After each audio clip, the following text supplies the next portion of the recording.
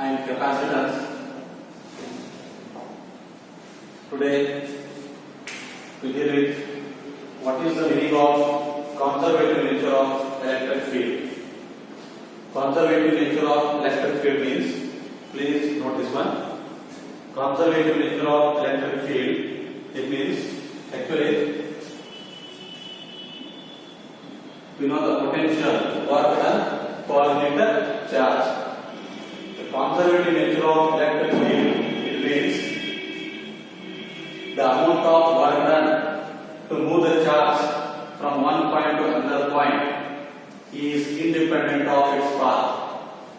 It only depends on starting point and the end point. Here, you are going to move a charge from point A to point B. For that, we have different paths. We have three different paths. We can move the charge in the three different ways. Here, in this example. So, the amount of work done to move the charge from point A to point B is independent of its path. In any path it may come, it is independent of its path. It only depends on starting point and the end point. It only depends on that shortest path only. Independent of the path covered by the charge. That is called as conservative nature of electric field. Conservative nature of electric field means the amount of work done to move the charge from one point to another point is independent of its path. It depends only on starting point and end point. That is conservative nature of electric field. Now, we study the graph of electric field and potential with distance from a point. Along y-axis we have considered electric field and potential.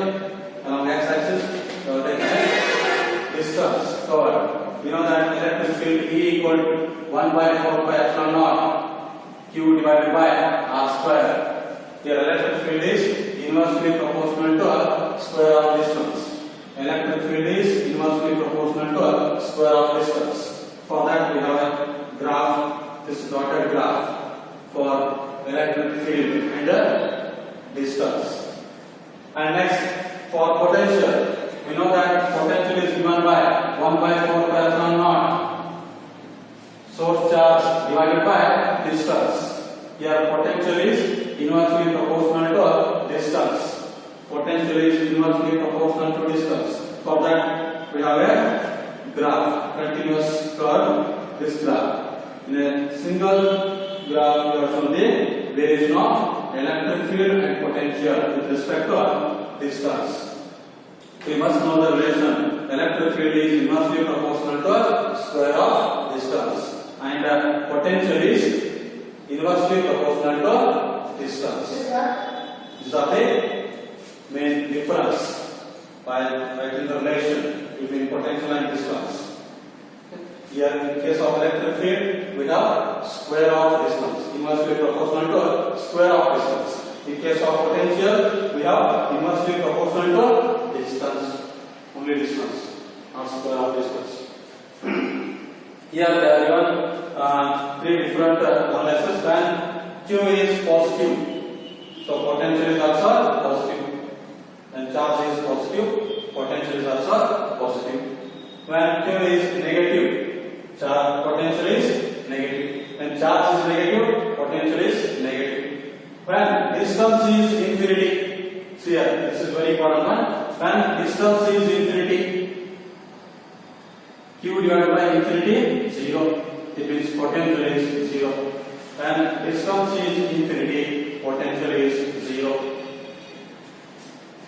Now, we are going to derive a relation between electric field and electrostatic potential. Here we obtain the relation E equal to minus dV by dr. Here potential divided by distance. If that potential is divided by distance, it is named as potential gradient. Now we are going to derive relation between electric field and potential gradient. According to this formula, electric field is nothing but a potential gradient. Here we go through the derivation. Here I considered two equipotential surfaces A and B. Here we have at a particular point we have placed a source charge, strong positive charge. It produces electric field in this direction from A to B. Here electric field is perpendicular to equipotential surfaces. Now we need to move the unit positive charge from B to A against the electric field. A to B direction of electric field. We need to move that charge from B to A against the electric field through a distance dr, small distance dr. We know the general relation. Electric field is given by electrostatic force per unit charge. But that force formula is E into Q. But charge is 1 coulomb. We are going to move 1 coulomb charge. Charge is 1 coulomb. Therefore, F equal to E and Q equals to 1. F equal to E. Electrostatic force is equal to electric field. Now, work done. We are going to write the expression for work done. Because in previous class we know that work done equal to potential for unit positive charge. Therefore, work done to move charge from B to A is equal to potential difference between B and A. Work done equal to force into displacement. In place of force, we have electric field into displacement dr. E dot dr dot product force into displacement F dot x. So E dr cos theta. Here theta is 180 degree by radian. Because electric field is from A to B, we need to move that charge from B to A. Both are opposite. Therefore, angle is 180 degree by radian. Cos 180 minus 1. So minus E dr. Work done is nothing but a potential in case of unit positive charge. dB equals to minus E to dr. We need expression between electric field and potential. So electric field E is given by minus dB divided by dr. Electric field E is given by minus dB by dr. Potential divided by distance. If potential is divided by a distance, it is named as potential gradient.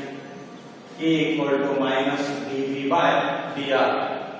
The question is obtain the relation between electric field and electrostatic potential, or obtain the expression for potential gradient, or prove that E equal to minus dB by dr. From this relation, we have conclusions. Conclusions are: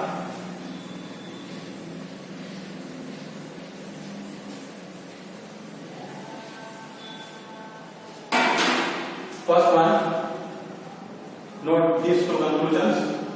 First one, electric field is in a direction in which potential decreases steepest. Steepest means with small distance that potential is gone decreasing. Electric field is in a direction in which potential decreases steepest. Another conclusion: the magnitude of electric field or magnitude of electric intensity is given by magnitude of electrostatic potential per unit distance. The magnitude of electric field is given by the magnitude of potential difference per unit distance. These two are conclusions. These two conclusions are asked as a question. Sometimes they may ask these two conclusions as a question for derivation of this expression E equals to minus dV by dr. Please remember these two conclusions and you will note them. These two conclusions may be asked as a question for derivation of this expression E equals to minus dV by dr.